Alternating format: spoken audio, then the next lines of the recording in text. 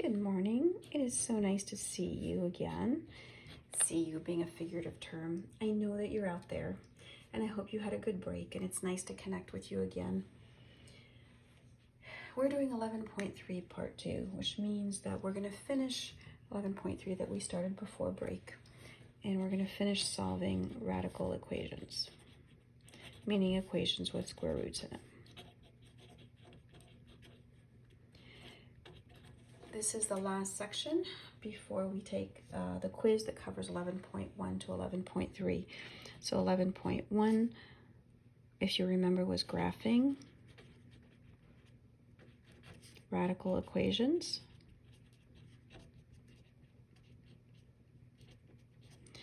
11.2 was simplifying radicals.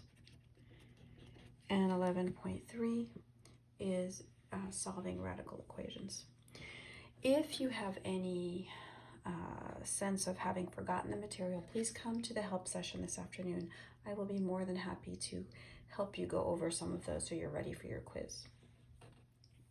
So in going over 11.3, I want to make sure that I review the problems, types of problems that we did before we get to anything new. So let me first solve square root of x minus 5 plus 7 equals 12. This equation is just like so many we've seen before. We just have to do the opposite operation to get x over to one side. So the first opposite operation is we subtract 7. And when we do that, we're left with x minus 5 equals 5. Now I have x minus 5 inside a radicand, inside of a square root. To undo a square root, I square. Those are opposite operations. Whatever I do to one side, I have to do to the other. And I get left with x minus 5 equals 25. My last opposite operation, I have x minus 5. I add 5 to both sides. And I get left with x equals 30. That's a fairly simple radical equation. Let me go to one that's slightly more complex, not very though, but it's going to have a radical on both sides. Square root of x plus 4 equals the square root of 2x minus 1. And that's, I'm doing the guided practice on page 730 and 731 if you want to follow. So here I want x on one side, but clearly I have it's inside a radical on both sides, and if I want to undo them, I have to square both sides. And that fortunately undoes the radical on both sides of the equation, and I end up with x plus 4 equals 2x minus 1. All I have to do from there is opposite operations. So I want the x on the left side. I'm going to subtract 2x and get negative x. I'm going to subtract 4 and move it over here with the other digit, and I get minus 5. And then if my last step, I divide both sides by negative 1, I end up with x equals 5. Very convenient when you have a radical on both sides. Actually, this was guided practice 3. Let's look at guided practice 4, which takes us one step further, and you'll see square root of 4x minus 3 minus the square root of x equals 0. Now at first glance it may look like they want you to find and add like terms, like if there's another square root of x term, but there's nothing like that here, and they're asking you to solve the equation. So let's start by what we always do. If we have subtracting a square root of x, let's add it to both sides and see what happens on both sides of the equation. When I do that, I end up with square root of 4x minus 3 equals square root of x. And again, just as here, that's convenient because if I have a radical on both sides and I square both sides, because whatever I do to one side, I do to the other, it gets rid of both. So I end up left with 4x minus 3 equals x. If I subtract x from both sides, I end up with 3x minus 3 equals 0. If I add 3 to both sides, I get 3x equals 3.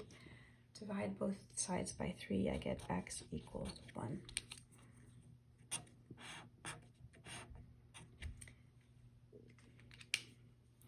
Moving on to guided practice 5.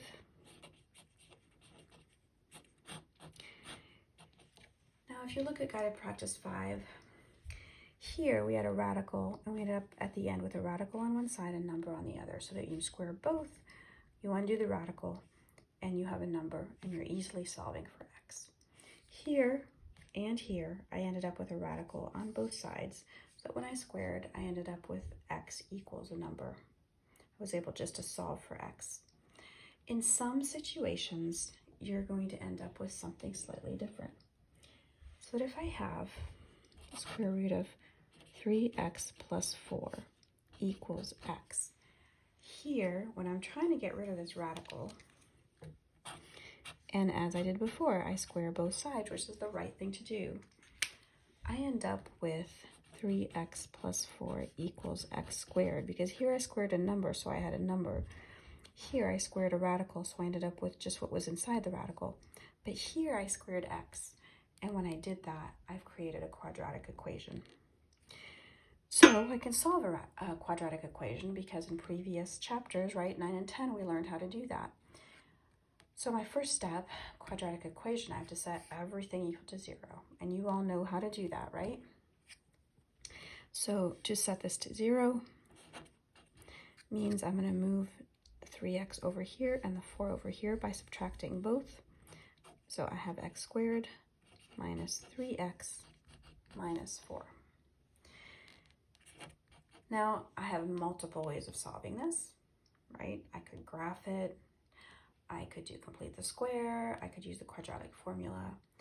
But I'm very fortunate in that I can see pretty easily, and I hope you can too, that this is quite factorable. Because I can see, right, that -4 times +1 is going to give me a -4. And if I put them in there, I get a plus x minus 4x. That's combined is going to give me a minus 3x. So I solve, and I end up with x equals -1 and x equals 4. The thing is, when you solve and you end up with a quadratic, when you're solving radical equations, you have to test both answers because sometimes one of them is wrong. So here we're going to test first -1. And to test it, I have to put it back in the original equation. So 3 times -1 plus 4 equals -1. Is that a true statement? Well, square root of -3 plus 4 equals -1. Square root of 1 equals -1. Is 1 equal to -1? False.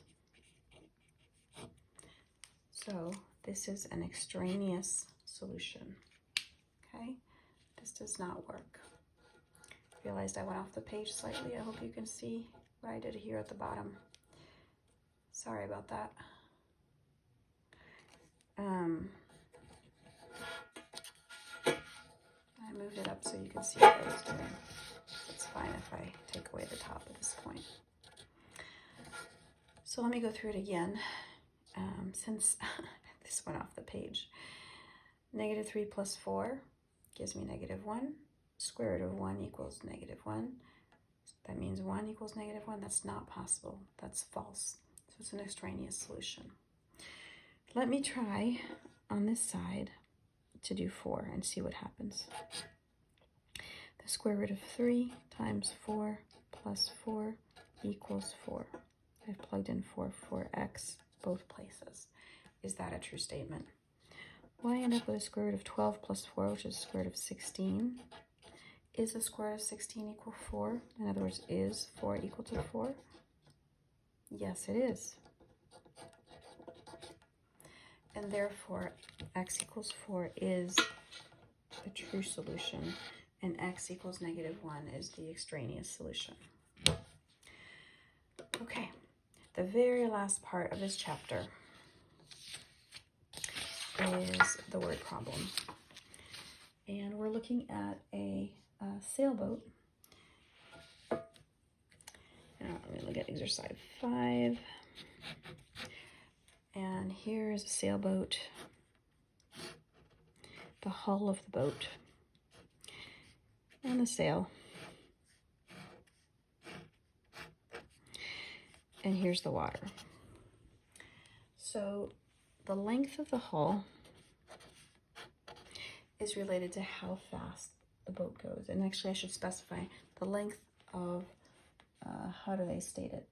The length of the sailboat's water line. So because the hull, right, you could be measuring up here, but they're talking about the length of the boat at the water line. So the length of the boat at the water line is related to the speed in nautical miles per hour is equal to 1.34 square root of L, where L is the hull water line in feet. So as this changes, it will change the speed of the boat.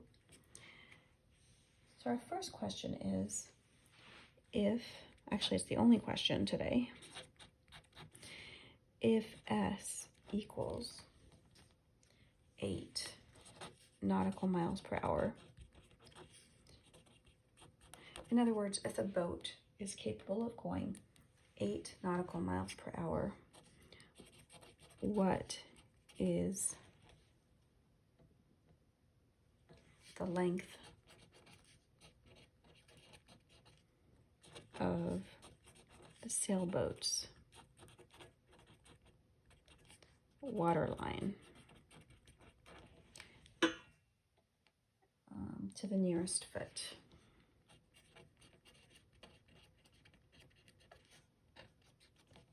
Okay, so what does that mean? Well, we know that 8 is going to go here, right? So when that speed S is 8, what is L going to be? Well, we know how to solve this. This is what we've been doing all along.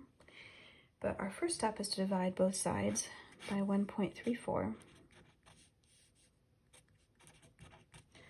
I've got my calculator here. So if I have 8 divided by 1.34, I end up with 5.97 equals just the square root of L. Well, to get rid of that radical, I'm going to square both sides, which means I'm going to take that 5.97 and square it. And when I do that, I'm going to get L equals 35, and it tells me, let's see, what is the length to the nearest foot, right? And so, let's say to the nearest foot, I get 35.64. So to the nearest foot is going to be about 36 feet.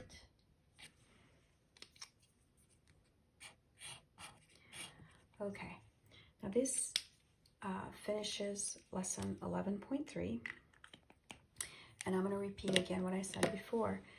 If you want to make sure that you are ready for the quiz tomorrow, which covers 11.1, 11.2, 11.3, please make sure you come to office hours today, and I will go through some of sample problems that you'll see on your quiz tomorrow. Nice to see you again via the computer, and I hope you had a great break.